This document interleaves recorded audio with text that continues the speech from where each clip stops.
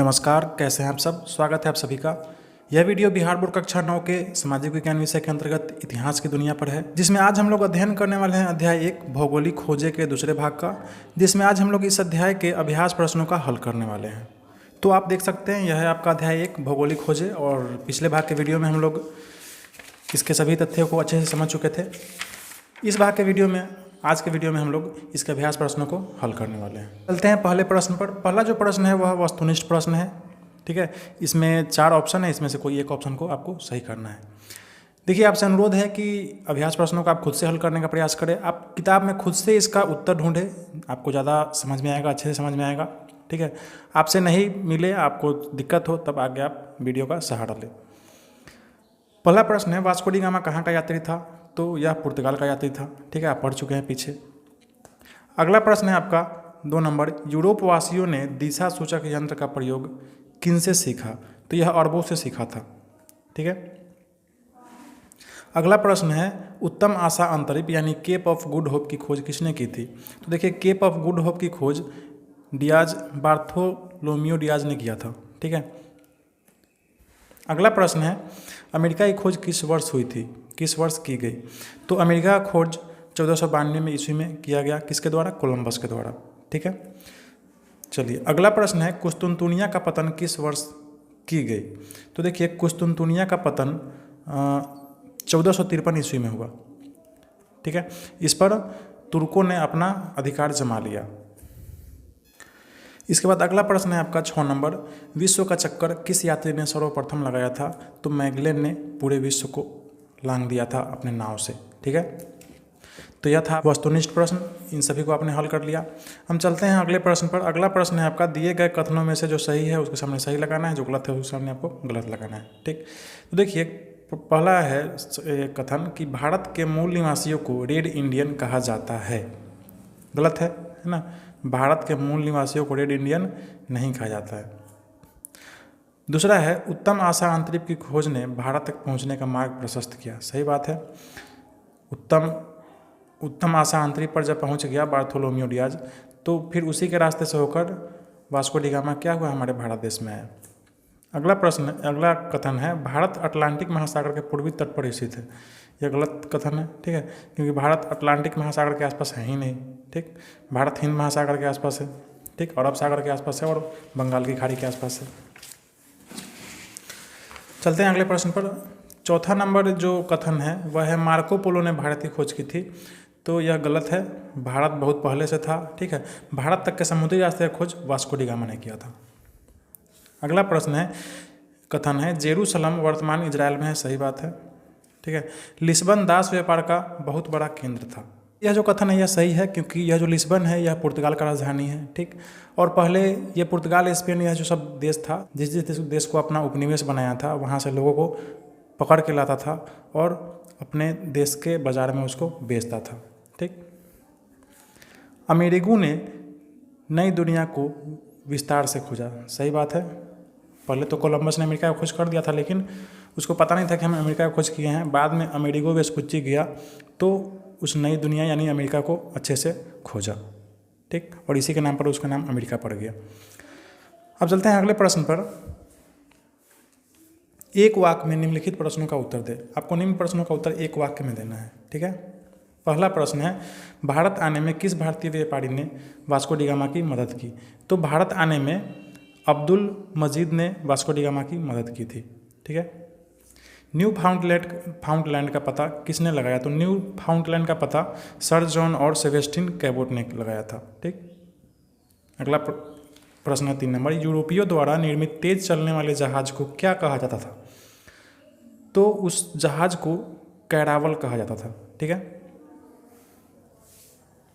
4 number है, दक्षिण Africa का दक्षिणतम बिंदु कौन सा स्थल है? तो दक्षिण अफ्रीका का दक्षिणतम बिंदु वही है उत्तम आशा अंतरिक्ष यानी केप ऑफ गुड होप, ठीक है। 5वां प्रश्न है, 11वीं-12वीं शताब्दी में ईसाई एवं मुसलमानों के बीच धर्म युद्ध क्यों हुआ था? तो देखिए, 11वीं-12वीं शताब्दी में ईसाइयों और मुसलमानों के बीच जो धर्म युद्ध हुआ था वह जेरूसलेम के अधिकार के मुद्दे पर हुआ था, ठीक है। ईसाई चाहता था कि जेरूसलेम मेरे हिस्से में आए, मुसलमान चाहता था मेरे हिस्से में आए, ठीक है। और लास्ट में अरबों का विजय हुआ। ठीक। 6 नंबर है 1453 में कुस्तुनतुनिया पर किसने आधिपत्य जमाया? तो तुर्कों ने जमाया आधिपत्य। ठीक। 7वां है पुर्तगाल एवं स्पेन किस महासागर के पास अवस्थित है? तो देखिए पुर्तगाल और स्पेन जो है यह भूमध्य सागर के आसपास अवस्थित है। ठीक है, भूमध्य सागर को मेडिटेरेनियन से भी कहते हैं। ठीक, तो यहाँ पे आपका यह प्रश्न का श्रृंखला खत्म हुआ। हम चलते हैं अगले प्रश्न पर, 4 नंबर लघु उत्तरीय प्रश्न पर। ठीक, लघु उत्तरीय प्रश्न का पहला प्रश्न है यूरोप में मध्यकाल को अंधकार का युग क्यों कहा जाता है? ठीक है, तो इसके उत्तर में आप लिख सकते हैं कि यूरोप में मध्यकाल को अंधकार का युग निम्न कारणों से कहा जाता है। पहला है, इस काल में यूरोपियों का व्यापार गतिशील नहीं था और इनका धर्म का स्वरूप भी उदार एवं मानवीय नहीं था। ठीक, दूसरे बिंदु में लिखेंगे कि इनका भौगोलिक ज्ञान सीमित था तथा अंधविश्वास से युक्त था। ठीक, अगले बिंदु में लिखेंगे कि जेरूसलेम और कुस्तुनतुनिया जैसे व्यापारिक शहरें इनके हाथ से निकला जा रहा था। ठीक, अब चलिए अगला प्रश्न है 2 नंबर, भौगोलिक खोजों में वैज्ञानिक उपकरणों का क्या योगदान था? ठीक है, तो देखिए भौगोलिक खोजों में वैज्ञानिक उपकरणों का योगदान निम्न था। देखिए कंपास से बीच समुद्र में दिशा का पता लगाया जा सकता था। ठीक, दूरबीन से दूर दूर तक देख सकते थे। एस्ट्रोलोब से वे बीच समुद्र में अक्षांश का पता लगा सकते थे। ठीक, उसके बाद कैरावल जहाज हल्के और तेज चलने वाले जहाज थे जिनसे वे समुद्र में दूर दूर तक का सफ़र कर सकते थे। ठीक है, तो इतना लिख सकते हैं आप। अगला प्रश्न है 3 नंबर, भौगोलिक खोजों ने व्यापार वाणिज्य पर किस प्रकार प्रभाव डाले? ठीक है, तो देखिए इसके उत्तर में भौगोलिक खोजों ने व्यापार वाणिज्य पर किस प्रकार प्रभाव डाले, तो इसके उत्तर में आपके किताब में ही है। ठीक है, आप यहाँ से लिख सकते हैं, नए देशों की खोज एवं नए व्यापारिक संपर्कों ने यूरोपीय व्यापार वाणिज्य में क्रांतिकारी परिवर्तन लाए। उपनिवेशों के आर्थिक शोषण से यूरोपीय देश समृद्ध होने लगे। इस प्रगति ने यूरोपीय व्यापार को चरमोत्कर्ष पर पहुंचा दिया। फलस्वरूप मुद्रा व्यवस्था का विकास हुआ। ठीक है, ऋण पत्र आदि व्यापारिक शाख का विकास हुआ। ठीक, व्यापार अपने स्थानीय स्वरूप से विकसित होकर वैश्विक रूप लेने लगा। यहाँ तक आप लिख सकते हैं यहाँ से। ठीक है, अब चलते हैं अगले प्रश्न पर। देखिए अगला प्रश्न है आपका 4 नंबर, भौगोलिक खोजों ने किस प्रकार भ्रांतियों को तोड़ा? ठीक है, तो इस 4 नंबर प्रश्न का भी उत्तर आपके किताब में ही है। तो देखिए इसका उत्तर में आप यहाँ से लिख सकते हैं, भौगोलिक खोजों ने भौगोलिक ज्ञान के संदर्भ में व्याप्त भ्रांतियों को तोड़ने का कार्य किया।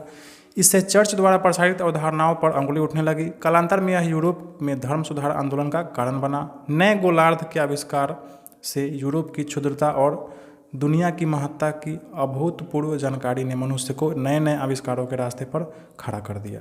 ठीक है, यहाँ तक आप लिख सकते हैं इसके उत्तर में। ठीक, अब चलते हैं अगले प्रश्न पर। आपका अगला प्रश्न है लघु उत्तरीय प्रश्न में 5 नंबर प्रश्न कि भौगोलिक खोजों ने किस प्रकार विश्व के मानचित्र में परिवर्तन लाया?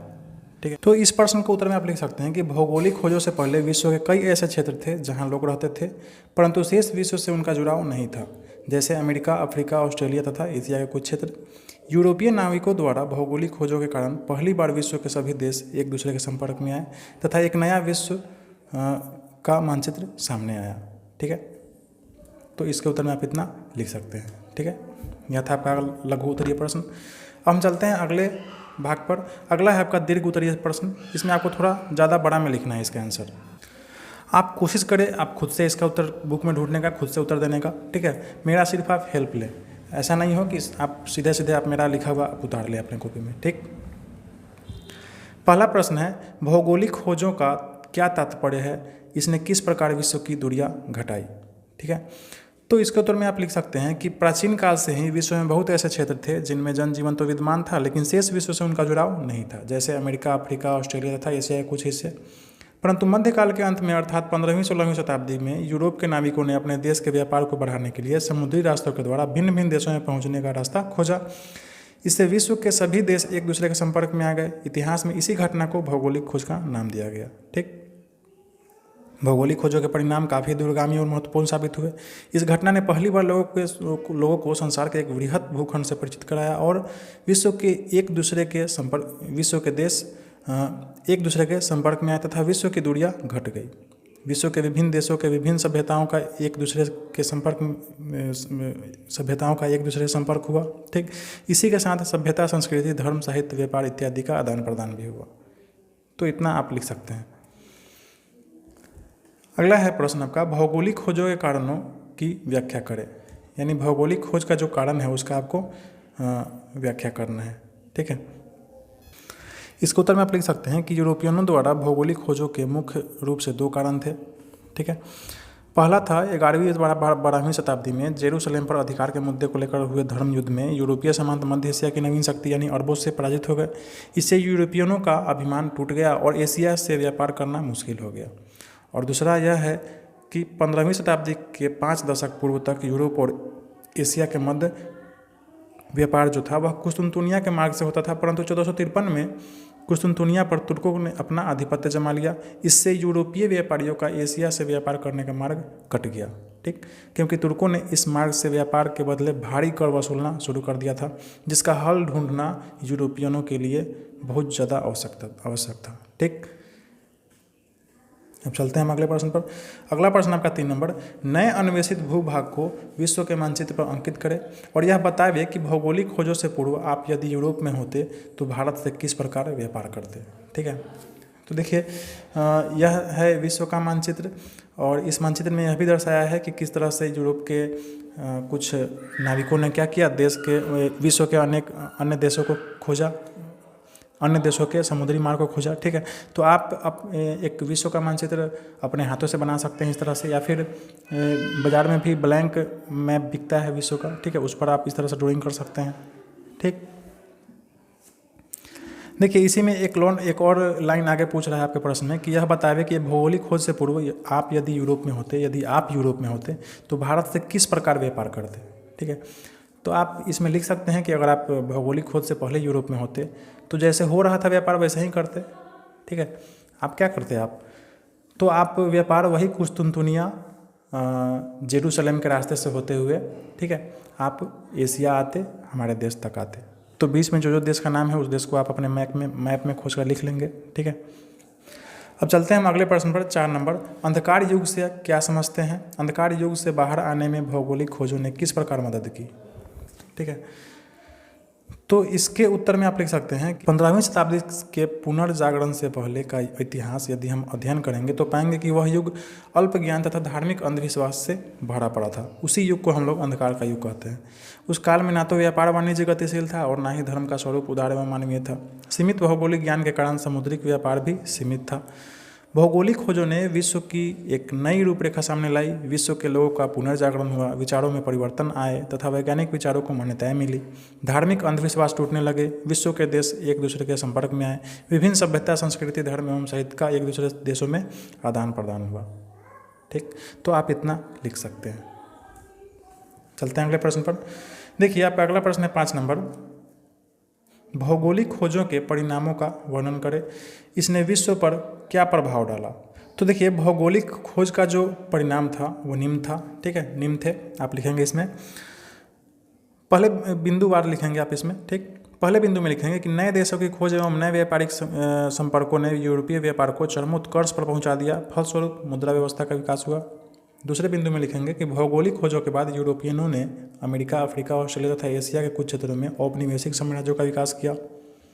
तीसरे बिंदु में लिखेंगे कि नए नए भौगोलिक खोजों के बाद यूरोपीय देशों ने अपने सभ्यता, संस्कृति, धर्म एवं साहित्य का प्रचार प्रसार किया। ठीक, कहाँ किया तो अफ्रीका, एशिया, अमेरिका महादेश में किया। ठीक, अगले बिंदु में लिखेंगे कि भौगोलिक खोजों के परिणाम स्वरूप दास व्यापार का भी विकास हुआ, जिसमें यूरोपीय देश के लोग अपने औपनिवेशिक देश के मूल निवासियों को पकड़कर उन्हें यूरोप के बाजारों में बेचने लगे। ठीक, अगले बिंदु में लिखेंगे कि भौगोलिक खोजों से भिन्न प्रकार की नवीन फसलों का एक दूसरे देशों में क्या हुआ, आदान प्रदान हुआ। ठीक, और अगले बिंदु में लिखेंगे कि भौगोलिक खोजों ने बहुत सारे भ्रांतियों का अंत किया एवं लोगों के भौगोलिक ज्ञान में वृद्धि हुई। ठीक, अगला जो प्रश्न है इसी प्रश्न में जुड़ा हुआ है कि इसने विश्व पर क्या प्रभाव डाला। तो आप इसमें लिख सकते हैं कि भौगोलिक इस प्रकार कहा जा सकता है कि भौगोलिक खोजों ने विश्व की एक नई रूपरेखा सामने लाई, विचारों में परिवर्तन लाए तथा वैज्ञानिक विचारों को मान्यताएं मिली। धार्मिक अंधविश्वास टूटने लगा। दूसरी तरफ नए क्षेत्रों के अन्वेषणों तथा नवीन मार्गों के खोज के फलस्वरूप पूंजीवाद, वाणिज्यवाद और साम्राज्यवाद का विकास हुआ। ठीक है, तो यहाँ पे यह प्रश्न भी आपने हल कर लिया। ठीक है, तो आप देख सकते हैं इस तरह से आपने इन सभी प्रश्नों को एक एक करके हल कर लिया। ठीक है, दीर्घोत्तरीय लघुत्तरीय एक वाक्य वाला प्रश्न, सही गलत और वस्तुनिष्ठ प्रश्न। ठीक है, इन सभी प्रश्नों को आपने अच्छे से हल कर लिया। आशा है आपको यह वीडियो अच्छा लगा होगा। ठीक, आपसे फिर से हम अनुरोध करेंगे कि प्रश्नों को आप ज़्यादा से ज़्यादा हो सके खुद से हल करने का प्रयास करें। किताब में ढूंढें, जैसे हो गूगल में ढूंढें, खुद से आप उसको हल करने का प्रयास करें। ठीक, और मेरा भी हेल्प ले, नहीं समझ में आए तो। ठीक, तो यह वीडियो आपको कैसा लगा? इसमें तो कुछ था नहीं, सिर्फ प्रश्नोत्तर था। आप हमें कमेंट करके जरूर बताएं। कुछ कहना चाहते हो तो, कुछ सुधार करने की आवश्यकता हो तो प्लीज़ कमेंट करके जरूर बताएं। ठीक, वीडियो को लाइक करें, मेरे चैनल को सब्सक्राइब करें और अपने दोस्तों को जरूर शेयर करें। खुश रहें, पढ़ाई करते रहें। Thank you.